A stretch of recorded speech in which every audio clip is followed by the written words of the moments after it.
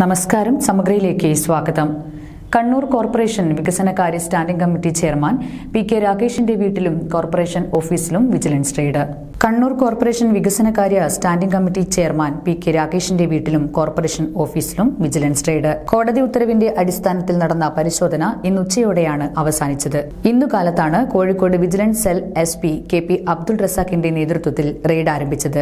ഒരേ സമയത്തായിരുന്നു ചാലാട് മുള്ളങ്കണ്ടി പാലത്തിനടുത്ത പി.കെ. രാഗേഷിന്റെ വസതിയിലും കോർപ്പറേഷനിലെ പി.കെ. രാഗേഷിന്റെ ഓഫീസ് ക്യാബിനിലും പരിശോധന നടന്നത്. വീട്ടിൽ നടന്ന റെയ്ഡിൽ നിർണായക രേഖകൾ ലഭിച്ചതായാണ് സൂചന. വരവിൽ കവിഞ്ഞ സ്വത്ത് സമ്പാദിച്ചതായുള്ള കണ്ടെത്തലിനെ തുടർന്നായിരുന്നു പരിശോധന നടന്നത് എന്നാണ് അറിയുന്നത്. കോർപ്പറേഷനിലെ പി.കെ. രാഗേഷിന്റെ ക്യാബിനിൽ കാലത്ത് 7:30 ആരംഭിച്ച പരിശോധന 11 മണിക്കാണ് അവസാനിച്ചത്. പരിശോധന നടത്തിയ വിജിലൻസ് സംഘത്തിന് അനധികൃത സ്വത്ത് സമ്പാദിച്ചതായുള്ള തരത്തിലുള്ള എന്തെങ്കിലും രേഖകൾ കണ്ടെടുക്കാൻ സാധിച്ചില്ലെന്നതാണ് അറിയുന്നത്. ഇവിടെ സൂക്ഷിച്ച പ്രധാനപ്പെട്ട ഫയലുകളടക്കം വിജിലൻസ് വിളിച്ചു വരുത്തി പരിശോധിച്ചിട്ടുണ്ട്. ക്യാബിനിൽ നടന്ന പരിശോധനയിൽ 3 വിജിലൻസ് ഉദ്യോഗസ്ഥരാണ് പങ്കെടുത്തത്. കോർപ്പറേഷൻ ആരോഗ്യ വിഭാഗം ഉദ്യോഗസ്ഥനെയും വിളിച്ചു വരുത്തിയിരുന്നു. ചാലാട് വീട്ടിൽ കാലത്ത് 6:30 ആരംഭിച്ച പരിശോധനയിൽ കണ്ടെത്തിയ രേഖകൾ വിജിലൻസ് സംഘം കസ്റ്റഡിയിലെടുത്തതായാണ് അറിയുന്നത്. പരിശോധന ഉച്ചയോടെയും തുടരുകയാണ്.